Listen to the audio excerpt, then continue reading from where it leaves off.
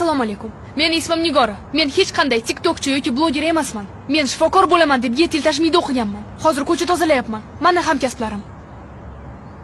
Ular ham menga o'xshab oliy ma'lumotli, lekin mana, ko'ryapsizmi? Men bilan ko'cha tozalashyapti. Bu nima qiliq? Agar hammasi qonuniy bo'lgan bo'lsa, unda nimadan qo'rqasiz? Arizangizni yozing. Yozaman. Meni o'z mutaxassisligim bo'yicha tug'ruq bo'limga o'tkazasiz. Bo'lmasa, anu Zuhro Hoshimovani qanaqa qilib ishga olganingiz haqida yuqoriga arz qilaman. Agar bu qo'llaringizni bilganimda, ishga emas, qishloqqa ham yaqinlashtirmagan bo'lardim. Nimaga?